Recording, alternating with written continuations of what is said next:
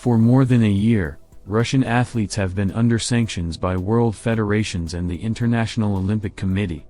The IOC recommendations of March this year opened the door to international competitions for Russia, but not for all athletes. Some of them are sent invitations to change their sports citizenship. The National Olympic Committee of Armenia is the most active. On April 17 it was reported that the National Olympic Committee of Armenia together with the federations is actively working on invitations for Russian athletes.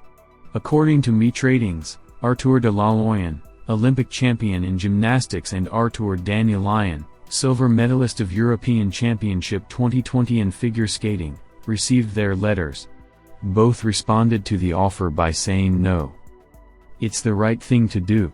Yes, they offered him, but Artur was very clear about where he was and with whom.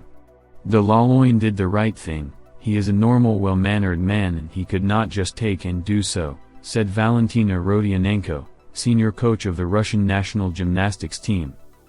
But, according to sources, Armenia is not giving up and is negotiating with other athletes. Fans are concerned that Adalia Petrosyan will also be invited to the Armenian team. Student of Oteri Tutberids was excluded from international competitions under the auspices of the ISU, and it is known that in women's single skating the competition inside the Russian team sometimes makes talented athletes change their nationality even at the best time. Petrosyan is good this year. She won the Grand Prix finals and the Channel 1 Cup. But most importantly, she is the only skater to perform a quadruple Rittberger in competition. Not yet, however, Petrosyan, who recently moved up to adult skating, has been unable to compete at the international level in Russia. The fans are hoping she will sooner or later do so, but not under the Armenian flag. Armenia has supported our sport throughout the year that Russia has been under sanctions by the federations and the IOC. Last May, when the disqualification of the Russians was in full swing, the Armenians invited Russian athletes to train and compete in their country. In September 2022, Direnik Gabrielyan, honorary president of the Armenian National Olympic Committee, sent IOC chief Thomas Bach a letter in which he said that the position on sanctions against Russian athletes should be changed. He noted that the sport should be out of politics. Figure skater Sofia Akatieva answered the Blitz interview questions and described herself in 3 words. Favorite breakfast? Cheesecakes. Choreography or physical training? OFP. Describe your ideal day. When I'm well prepared for training, when nothing hurts, I'm emotional, I get rolls and jumps. And spend the evening with my brother, go for a walk. If you could give yourself some advice at age 10, what would it be? You said the easy questions would be. And these are philosophical ones. Don't get upset if something doesn't work out, learn new elements and don't get too excited at competitions. Any favorite performer? I don't have one, my playlist consists of absolutely different songs, so I can't single out anyone. What's your favorite candy? Ice cream. What superpower would you like to have? Rewind time. What 3 words best describe you? Positive, determined, and a little shy, Akatiev said. Alina Zagatova showed off her new hair color. The video was published in the skater's Telegram channel. Alexandra Trusova showed the 4th Lutz before the show in Gubkin.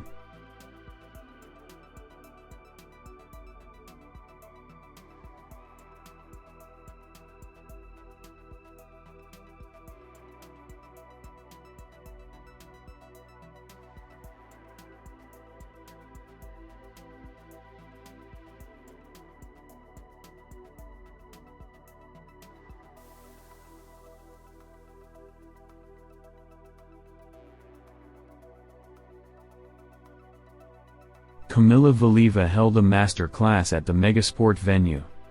Throughout the master class, Kamila gave uninterrupted instructions to the young skaters, corrected all the smallest mistakes, and the athletes, in turn, fixed all the shortcomings. Kamila tried to show and explain everything by her example so that young skaters would understand and repeat everything better.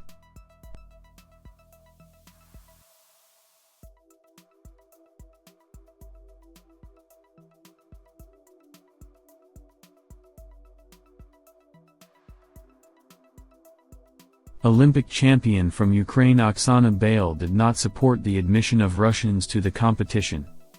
Earlier, Bale recorded a corresponding appeal to the head of the International Olympic Committee, IOC, Thomas Bach.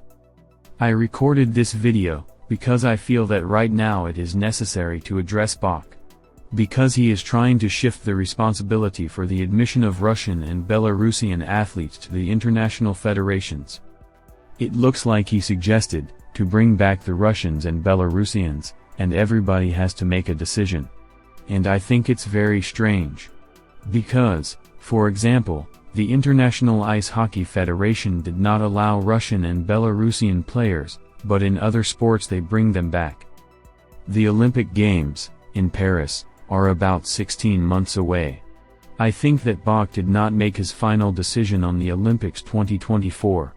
Not only me, but Ukrainian athletes are recording appeals to Thomas Bach, because he will be the main person who will decide on the Olympics.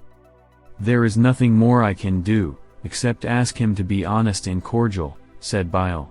Tatiana Tarasova called Oksana Bale an impenetrable fool for her position on the Russians. Earlier, the Ukrainian Olympic champion spoke out against the admission of Russian and Belarusian athletes to the competitions. "She is an impenetrable fool. Such a statement can only be explained by a lack of intelligence," said the honored coach of the USSR. Daniel Glacienhaus said that the lack of international competitions presses morally. "Summarize some points of the season. What are you satisfied with? What did you lack?" Of course, the season was difficult, I should say that again. None of us has ever been in that situation. The absence of international competitions is mentally taxing. The task for us is not to allow ourselves to lower the bar and not to fall below our level. So that there is no international competitions, you can relax a bit. We memorized that we cannot allow ourselves to do that.